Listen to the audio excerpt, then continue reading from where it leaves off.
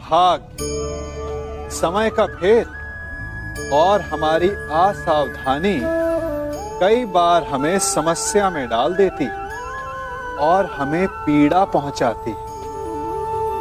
फिर हम कभी अपने मित्रों से, कभी अपने आप से, कभी ईश्वर से केवल एक ही प्रश्न पूछते हैं कि क्यों, मेरे साथ ही ऐसा क्यों हुआ?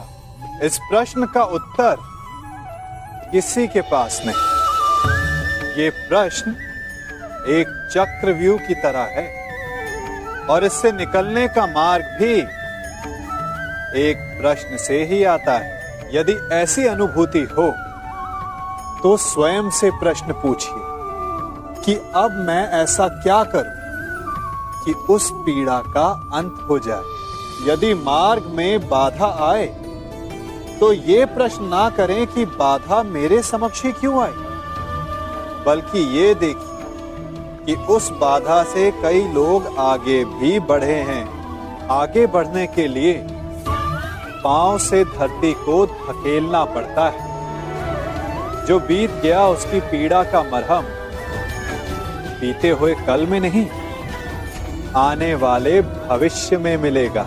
वर्तमान को अतीत के अन्याय का शोक मनाने में व्यर्थ ना करें। वर्तमान का उपयोग ये सोचने में करें कि ऐसा क्या किया जाए कि भविष्य में किसी दूसरे को वो पीड़ा ना सहनी पड़े। कोई हमारे साथ छल करता है, कोई हमें पीड़ा देता है, तो तन दुख से और मन प्रतिशोध से भर जाता है।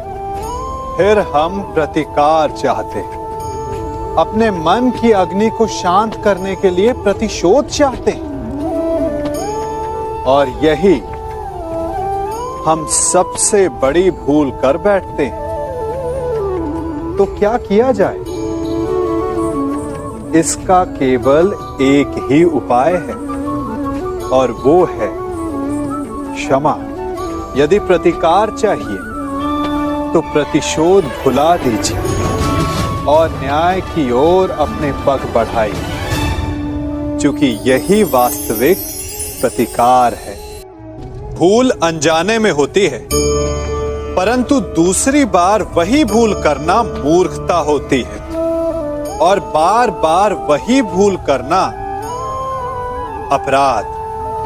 यह अपराध इसलिए है क्योंकि हमारी आने वाली पीढ़ी बार बार की गई इस भूल को नीति मानकर उसका पालन करने लगती है और अगली आने वाली पीढ़ी उसे नियम बना लेती है। तो हुआ ना अपराध। जब हम चलते हैं तब अपने पद चिन्ह पीछे छोड़ आते हैं और हमारे पश्चात आने वाले उस पथ को सही पथ समझकर उस अनुचित मार्ग पर आगे बढ़ जाते हैं। तो क्या किया जाए? माना कि कुछ भूल को सुधारा नहीं जा सकता, परंतु उनके चिन्ह धुंधले अवश्य किए जा सकते हैं ताकि आने वाली पीढ़ी उसका पालन ना करे। और यही भूल को सुधारने का सबसे श्रेष्ठ मार्ग है।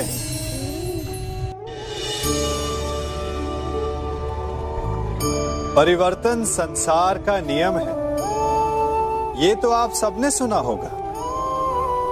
हम सब समय के साथ परिवर्तित होने का दंभ भरते हैं और आर्थिक रूप से संपन्न भी हो जाते हैं, परंतु क्या वास्तव में यही परिवर्तन है? नहीं। घर में, जीवन शैली में, खान पान में परिवर्तन अस्थायी है।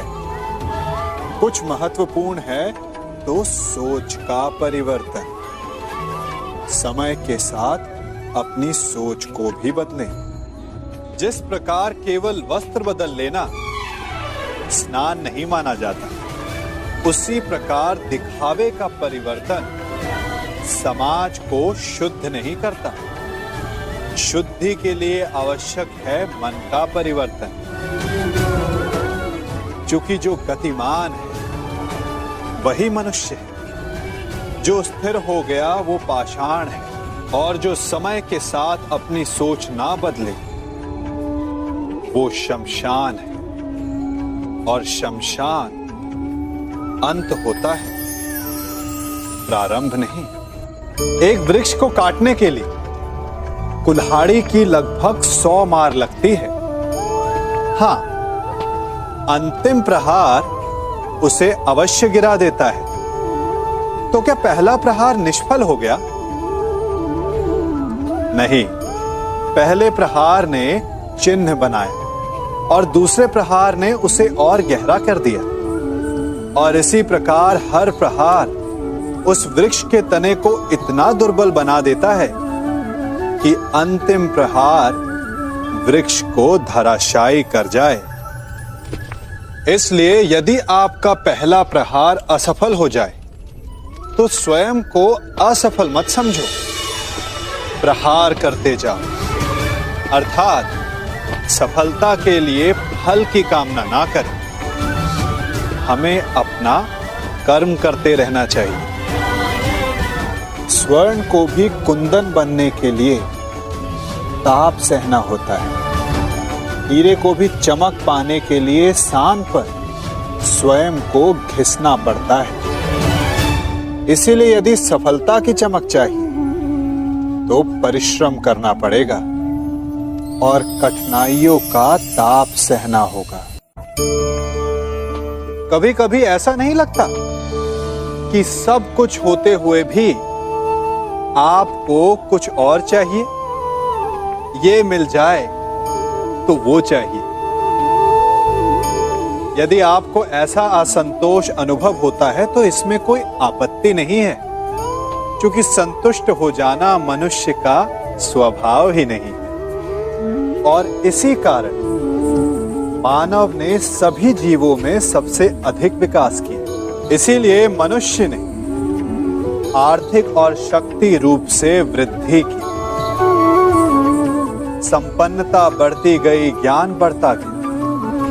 अर्थात विकास के लिए असंतोष बहुत आवश्यक है, परंतु समस्या तब उत्पन्न होती है जब ये असंतोष ईर्ष्या में बदल जाता है। जब आप स्वयं की संपत्ति अर्जित करने की अपेक्षा ये प्रयास करने लगते हैं कि आपके प्रतिद्वंदी की संपत्ति अधिक ना रहे, तब ये असंतोष ईर्ष्या में बदल जाता है, और यही ईर्ष्या जन्म देती है अपराध को, षड्यंत्र को। तो प्रश्न ये उठता है कि इस ईर्ष्या से बचा कैसे जाए, और इसका केवल एक ही उपाय है। जब प्रयास अपने साथ साथ दूसरों के विकास का भी हो, तब जाकर ईर्ष्या समाप्त होती है और प्रारंभ होता है आनंद का, वास्तविक विकास का। हम सबके जीवन में कई बार ऐसा होता है कि हम लक्ष्य के बिल्कुल निकट होते हैं, परंतु अचानक हमारे मार्ग जैसे बंद हो जाते हैं, या फिर हम भ्रम में फंस जाते हैं। कभी कभी उस भ्रम से जूझकर हार मान लेते हैं, कभी कभी उस भ्रम को ही लक्ष्य समझ लेते हैं, और प्रत्येक स्थिति में हमारा लक्ष्य हमसे दूर होता जाता है। अब प्रश्न ये उठता है कि ऐसे में क्या किया जाए, और उत्तर है धैर्य। मन जब अधीर होता है तब सोचने समझने की क्षमता खो देता है, भ्रम के माया जाल में फंस जाता है और अंततः थक कर हार जाता है। जबकि धीरज रखने से मन शांत होता है, आप एकाग्रचित होते हैं, भ्रम के माया जाल से निकलकर अपने लक्ष्य को देख पाते हैं। इसीलिए धीरज रखना सीखें, क्योंकि ये बहुत बड़ी शक्ति है। हम सब अपनों की, अपने मित्रों की, परायों की सहायता करते हैं, परंतु हम सब के मन में एक व्यथा रह जाती है कि वो हमारा उपकार भूल गया, कि उसने हमें सम्मान नहीं दिया, कि समय पड़ने पर उसने हमारी सहायता नहीं की। होता है ना ऐसा? अब प्रश्न ये उठता है कि क्या हमें उपकार भुला देना चाहिए या नहीं? और उत्तर भी दो हैं, हां भी और ना भी। हमें दूसरों पर किए गए उपकार को भुला देना चाहिए, परंतु यदि किसी ने हम पर उपकार किया है तो उसे नहीं भुलाना चाहिए। यदि दूसरों पर किए उपकार भुला दिए तो अपेक्षा नहीं रहेगी, अपेक्षा नहीं रहेगी तो वो टूटेगी नहीं, मन कुंठित नहीं होगा, और स्वयं पर किए गए उपकार को स्मरण रखा तो उसे चुकाने के लिए सदा तत्पर रहेंगे, उपकार करने वाले के कृतज्ञ रहेंगे, तब भी मन प्रसन्न रहेगा। और यदि हम सभी ऐसा करने लगे तो सबके मन को संतोष रहेगा।